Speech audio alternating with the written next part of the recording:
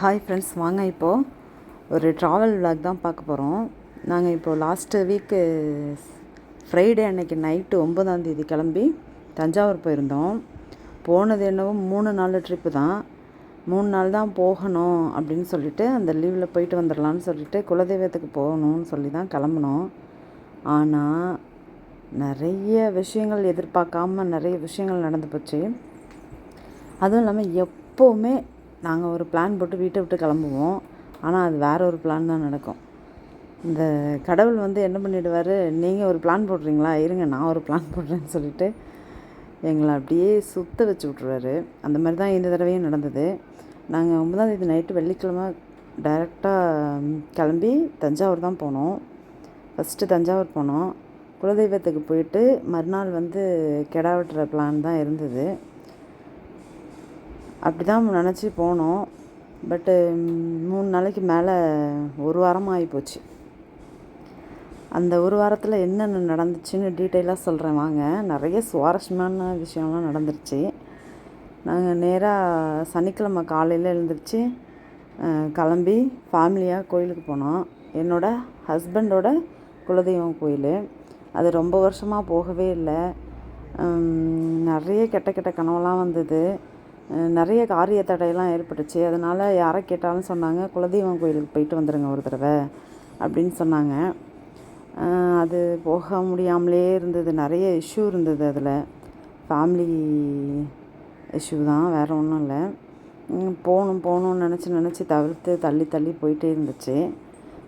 போக முடியாத அளவுக்கு சூழ்நிலைலாம் உருவாச்சு. அதனால் நாங்கள் போக முடியாமல் இருந்தது. சரி, இப்போ என்ன ஆனாலும் பரவாயில்ல, போயே ஆகணும், அங்கே போயிட்டு தான் மறுவேலை பண்ணணும் அப்படிங்கிற நிலைமைக்கு நாங்கள் ஆளாயிட்டோம். ஏன்னா எப்போ பார்த்தாலும் ஒரு மாதிரி சங்கடமாகவே இருந்தது. எந்த பக்கம் திரும்பினாலும் குலதெய்வ கோயிலுக்கு போயிட்டு வாங்க அப்படிங்கிற மாதிரியே சொல்லிகிட்டு இருந்தாங்க. அதனால் சரி போயிட்டு வந்துடுவோம் அப்படின்ட்டு புதுக்கோட்டை மாவட்டத்தில் இருக்குது அவரோட குலதெய்வம் கோயில். ஆற்றுலலாம் நடந்து வயல்காடெலாம் தாண்டி இருந்தாங்க இவங்களோட கோயில். அங்கே போயிட்டு சாமியை கும்பிட்டுட்டு நல்ல திருப்தியாக இருந்தது. கோயிலுக்கு போயிட்டு வீட்டுக்கு போயிட்டு நல்ல ஹாப்பியாக சந்தோஷமாக இருந்தோம். ஆனால் அதான் சொல்கிறேனே, நம்ம ஒன்று நினச்சா தெய்வம் ஒன்று நினைக்கொன்று, அந்த மாதிரி தான் நிறைய ட்விஸ்ட்டு நடந்துருச்சு. ஆஹா, பிள்ளைங்கள்லாம் கோயிலுக்கு போயிட்டு ஒரு தரிசனத்தை போட்டுட்டு நிம்மதியாகவும் சந்தோஷமாகவும் இருந்தது. ரொம்ப ஹாப்பியாக கும்பிட்டுட்டு திரும்பி வந்துட்டோம். இந்த சில பேருக்கு குலதெய்வம் கோயிலுக்கு போயிட்டு நல்லது நடக்கும், சில பேருக்கு குலதெய்வம் கோயிலுக்கு போயிட்டு பிரச்சனை வரும் அப்படின்னு சொல்லுவாங்க. அந்த மாதிரி எங்களுக்கு பயங்கரமாக பிரச்சனையெல்லாம் நடந்தது. ரொம்ப பயங்கரமான பிரச்சனைலாம் நடந்தது. எப்போவுமே தஞ்சாவூர் போனோம் அப்படின்னா ஹாப்பியாக ரொம்ப சந்தோஷமாக இருக்கும். இந்த டைம் போனது வந்து கொஞ்சம் இல்லை, நிறையவே எப்படி சொல்கிறது, எந்த வார்த்தையை சொன்னால் அதுக்கு கரெக்டாக இருக்கும்னு தெரியல. அந்தளவுக்கு ரொம்ப சங்கடப்பட்டு போயிட்டோம். இது குலதெய்வம் கோயிலுக்கு போனதுனாலையா என்னன்னு தெரியல, எனக்கு அப்படி ஃபீல் ஆச்சு. நெக்ஸ்ட்டு நாள் சாட்டர்டே குலதெய்வம் கோயிலுக்கு போயிட்டு அடுத்தது வந்து சண்டே ஒரு நாள் வீட்டில் இருந்துட்டு மண்டே வந்து சித்ரா பௌர்ணமி அன்னைக்கு வந்து கெடா வெட்டுற மாதிரி ஆயிடுச்சு. நாங்கள் வந்து ஞாயிற்றுக்கிழமை தான் கேட்டோம் டேட்டு. இது வந்து ஒடுகம்பட்டி தர்கான்னு சொல்லிட்டு கோயில் இருக்குது, நிறைய பேருக்கு தெரியும். இது பயங்கர ஃபேமஸான இடம், முஸ்லீம் தர்கா. அங்கே வந்து எங்களுக்கு சண்டே கொடுங்க டேட்டுன்னு சொல்லி கேட்டிருந்தோம் கெடா வெட்டுறதுக்கு. அது கந்திரின்னு சொல்லுவாங்க. பட் எங்களுக்கு அந்த சண்டே அன்னைக்கு டேட்டு கிடைக்கல. அன்றைக்கி ஏற்கனவே 4-5 கந்திரி இருக்குது, அதனால் நீங்கள் மண்டே வாங்கன்னு சொல்லிட்டாங்க. மண்டே வந்து சித்ரா பௌர்ணமியாக இருக்குது, கெடா வெட்டுறது அவ்வளோவா நல்லா இருக்காதுன்னு சொல்லி கேட்டோம். ஆனால் இவங்க மண்டே தான் எங்களுக்கு டைம் கொடுத்தாங்க. அதனால் வேறு வழி இல்லாமல் மண்டே கெடா வெட்டுற மாதிரி ஆயிடுச்சு. அங்கேயே சமைச்சி ஆடு உரித்து சமைச்சி தரத்துக்கு அங்கே ஒரு அண்ணன் இருக்காங்க. அந்த அண்ணன் தான் பண்ணி கொடுத்தாங்க. நாங்கள் எல்லா ஜாமானுமே வாங்கிட்டு போயிட்டோம்.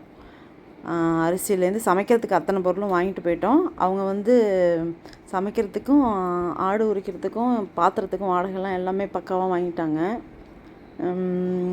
சண்டே அன்னைக்கு பண்ண முடியல, அது ஒன்று தான் கொஞ்சம் இதாக இருந்தது. பட்டு திங்கட்கிழமை பண்ணது சிறப்பாக தான் இருந்தது.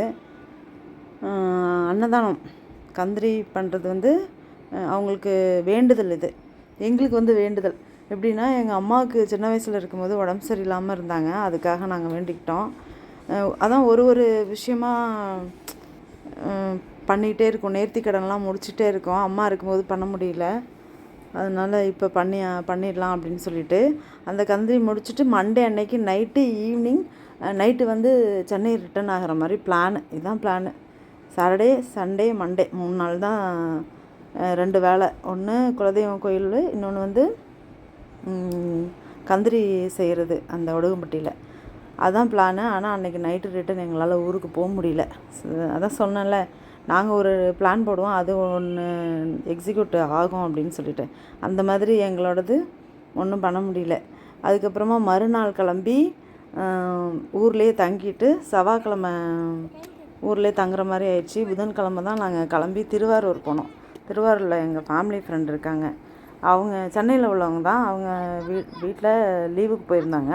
நீங்கள் தஞ்சாவூரில் தானே இருக்கீங்க, வாங்கன்னு சொல்லி கூப்பிட்டதுனால ஃப்ரெண்டு வீட்டுக்கு போயிட்டு ஸ்டே பண்ணிவிட்டு, அவங்க என்ன சொன்னாங்கன்னா, எங்களுக்கு இதெல்லாம் பிளானே இல்லைங்க, எட்டுக்குடி முருகன் கோவில்லாம் நான் கேள்விப்பட்டதே இல்லை, தெரியவும் தெரியாது.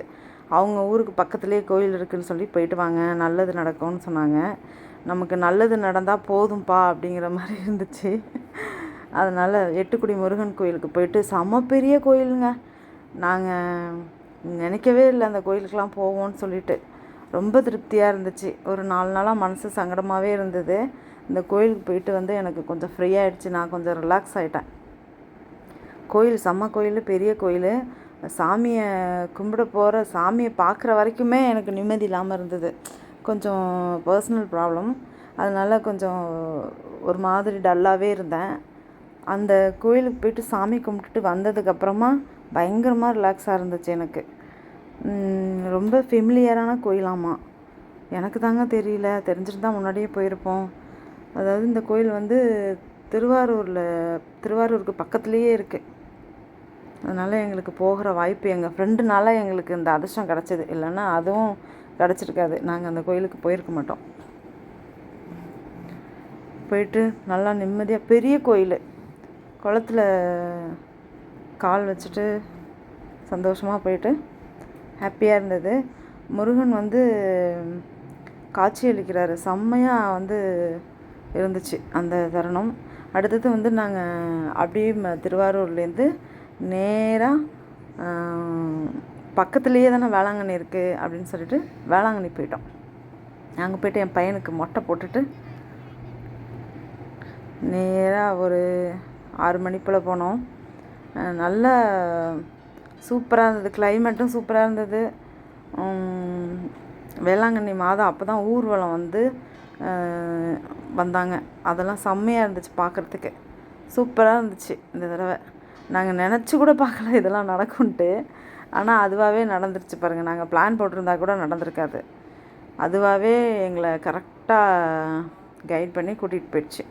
செம்மையாக இருந்தது. நாங்கள் வேளாங்கண்ணிக்கு போவோம், எட்டுக்குடி முருகன் கோயிலுக்கு போவோம்லாம் நான் நினைக்கவே இல்லை. ஆனால் அப்படியே அதுவாகவே செட் ஆகி நடந்துருச்சு. பீச்சுக்கெலாம் போனோம், செம்மையாக இருந்துச்சு பீச்செல்லாம். நாம் ஒன்று நினைக்க அது ஒன்று நடக்கும்பாங்க. அது ஒன்று நடந்தாலும் எங்களுக்கு சிறப்பாகவே தான் நடந்தது.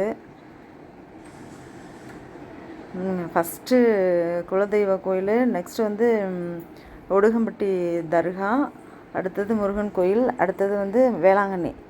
எம்மதமும் சம்மதம்ன்ற மாதிரி எங்களுக்கு எல்லா மதத்தோட தெய்வங்களையும் தரிசனம் பண்ணியாச்சு. ஒரு வாரம் ட்ரிப்பில் எங்களுக்கு 3 நாள் பிளானு 1 வாரம் ஆயிடுச்சேன்னு. லீவ் தானே பசங்களுக்கு, அதனால் எங்களுக்கு அதெல்லாம் ஒன்றும் இல்லை, ஒன்றும் தோணலை. பட்டு அலைச்சல், பசங்கள்லாம் எவ்வளோ ஃப்ரீயாக இருந்தாலும் எனக்கெலாம் பயங்கரமாக ரொம்ப டயர்டாக போயிடுச்சு. 1 வாரம் அங்கேயும் இங்கேயும் ஒரு இடத்துல இருக்காமல் அங்கே போய் அந்த ஊர் போய் இந்த ஊர் போயின்னு சொல்லிட்டு ரொம்ப கொஞ்சம் டயர்டாகிட்டேன். நான்லாம் பேச முடியாத அளவுக்கு டயர்டாகிடுச்சு. அது போதும், திருவாரூர்லேருந்து அப்படியே பிச்சாவரம் போகலான்னு சொல்லியிருந்தோம்.